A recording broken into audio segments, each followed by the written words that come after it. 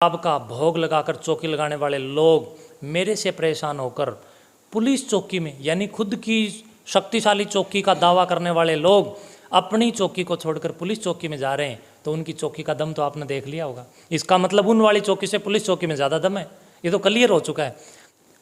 साथियों नमस्कार, मैं मंजीत कोथ आज पहुंचे हैं श्री दादा काला पीर मठ कोथ धाम में और हमारे साथ है पीर महंत सुखराय नाथ जी। और इन्होंने एक मुहिम छेड़ी है जो पाखंड अंधविश्वास है उसको जड़ से ख़त्म करना है। तो अभी एक मुद्दा चला हुआ है कि जो मोखरा धाम बनाया गया है कि वहां शराब छुटवाई जा रही है। एक महिला के द्वारा एक औरत है वो शराब छुड़वाने की बिल्कुल चैलेंज कर रही है कि मैं शराब छुड़वाऊँगी। 2 बोतल मंगवा रही है, सिकरटा की डब्बी है और 5 लड्डू भी है, तो काफ़ी खर्चा भी हो रहा है। तो महाराज जी सबसे पहले आदेश शुभकामनाएं। महाराज जी आप इतनी लगन के साथ है क्यों लग रहे हैं, आपको क्या पीड़ा है? सभी गुरु गोरक्षनाथ जी महाराज के श्रद्धालुओं, नाथ संप्रदाय के उपासकों, साधु संतों, महापुरुषों, योगियों, संतों और मेरे सभी शुभचिंतक मित्रों, मैं समझता हूँ कि जिस पीड़ा के साथ एक टकटकी लगा करके, एक टीस लेकर के हृदय में जो मैं लगा हुआ हूँ, उसके पीछे का मुख्य कारण ये है कि इन पाखंडियों ने धर्म की आड़ में गंध मचा करके रखी है। पूरे देश के अंदर धर्म की आड़ में, देवताओं की आड़ में इन लोगों ने, मैं समझता हूँ, इतनी गंदगी मचा रखी है कि अब सहन करना मुश्किल हो गया। जैसे वैदिक विश्व राष्ट्र के इतिहास में महायोगी गुरु गोरक्षनाथ जी महाराज पूरी दुनिया के अंदर आज देदीप्यमान हैं और पूरी दुनिया के अंदर आज वो जाने जाते हैं, पूजे जाते हैं, पहचाने जाते हैं, पढ़े जाते हैं। ऐसा योगी जिसने पूरी दुनिया को योग शिक्षक के रूप में अपना जीवन दिया, एक ऐसा योगी जिसने पूरी दुनिया के अंदर अपने जीवन में नशा मुक्ति का सबसे पहले पताका लहराने का काम किया, एक ऐसा योगी जिसने पाखंड और अंधविश्वास और सामाजिक कुरीतियों के विरुद्ध अपनी आवाज़ को बुलंद करते हुए गोरक्षवाणी, गोरक्ष पद और अनेकों गोरक्ष ग्रंथ लिख करके इस पूरे विश्व को दिया।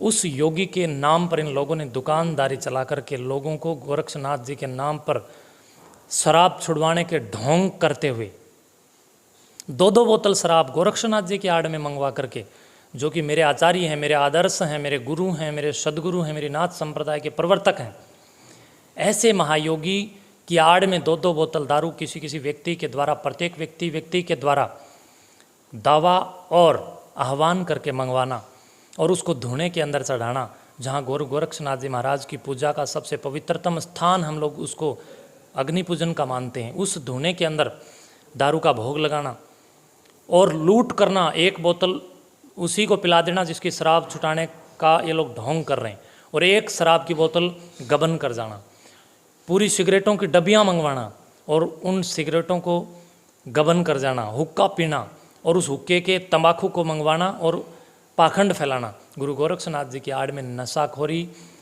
छुड़वाने के नाम पर शराब की बोतलें बेचना और ना जाने किस बुद्धि के द्वारा, किन एक निर्धारित कमेटी के व्यक्तियों के द्वारा, इस महिला के द्वारा जो आज शराब को बड़े स्तर के ऊपर लगभग रोज़ की 500-400 बोतल कहाँ गबन की जा रही हैं, ये एक बहुत बड़ा, मैं समझता हूँ, सोचने का विषय है, विचार करने का विषय। इसलिए मुझे तकलीफ हुई, जिस योगी ने सदैव नशे के खिलाफ काम किया, उसी योगी के नाम पर इन लोगों ने इतना बड़ा पाखंड चला करके समाज को लूटने का और लोगों की भोली भाली जनता की जेब पर डाका डालने का जो काम किया, ये मैं समझता हूँ कहीं ना कहीं पीड़ादायक है।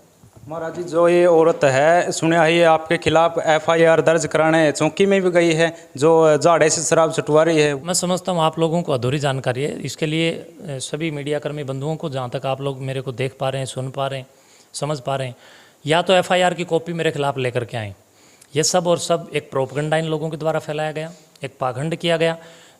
मुख्य पाखंड इसमें यही है कि जहाँ ये लोग आत्माओं के नाम पर चौकी लगाने वाले, देवताओं के नाम पर चौकी लगाने वाले और शराब का भोग लगाकर चौकी लगाने वाले लोग मेरे से परेशान होकर पुलिस चौकी में, यानी खुद की शक्तिशाली चौकी का दावा करने वाले लोग अपनी चौकी को छोड़कर पुलिस चौकी में जा रहे हैं, तो उनकी चौकी का दम तो आपने देख लिया होगा। इसका मतलब उन वाली चौकी से पुलिस चौकी में ज़्यादा दम है, ये तो क्लियर हो चुका है।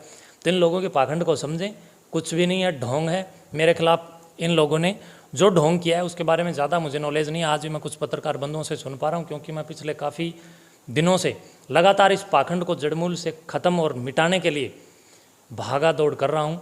मेरा पैर नहीं टिक रहा है। मैं पूरे हरियाणा के अंदर और अन्य राज्यों के अंदर दिन रात जा करके लोगों को जगा रहा हूँ और एक शांति की अपील करते हुए एक नई चेतना और एक नई क्रांति का आह्वान कर रहा हूँ, ताकि मेरा राष्ट्र, मेरा समाज, मेरे जनता जनार्दन इन पाखंडियों के चंगुल में ना आए और वो जागृत होकर के, चेतन होकर के इन लोगों का सामना करे और इन लोगों को बताए कि आप लोग पाखंड कर रहे हो। महाराज जी, एक मोखरा गांव की महिला थी, उसका बयान आ था कि मेरा पति बहुत बीमार था, उस पर झाड़ा लगवाया, अगला ही दिन उसकी मृत्यु हो गई। ये दावा भी कर रही है कि मैं ठीक करूँ, लेकिन क्यों नहीं ठीक हुआ, क्यों होगी उसकी मृत्यु?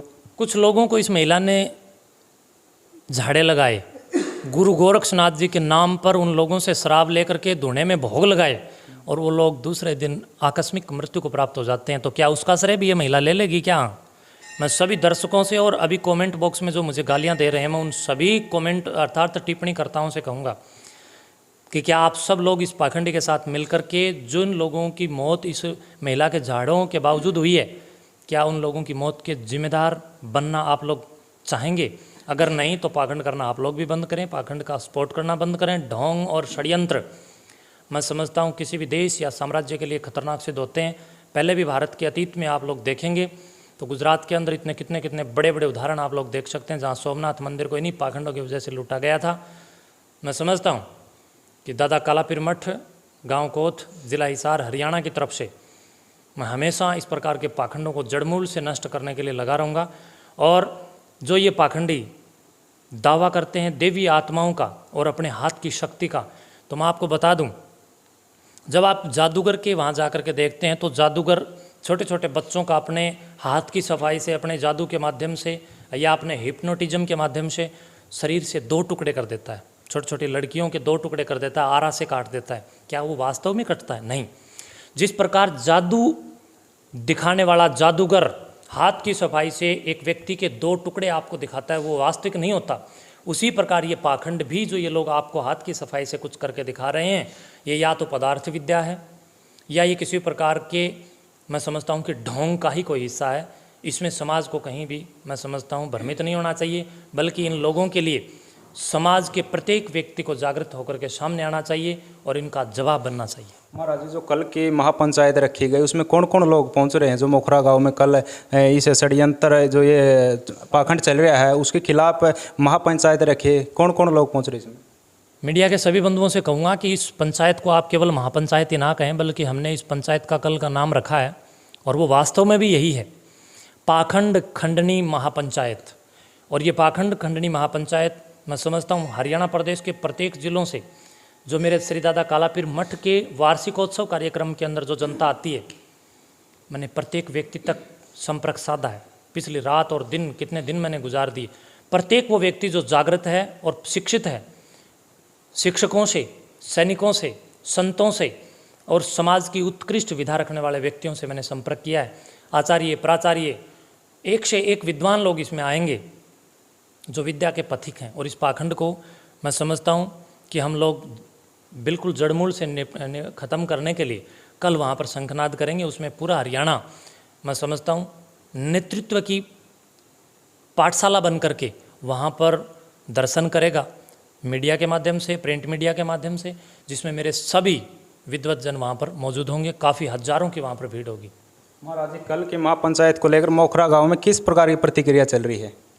मोखरा गांव वालों ने कल की महापंचायत को लेकर के पानी के टैंकर आदि की व्यवस्थाएं उन्होंने की हैं, जो आने वाले आगंतुक हैं उनको पानी आदि पिलाने के लिए, और कैंपर आदि की भी उन्होंने व्यवस्थाएं की हैं।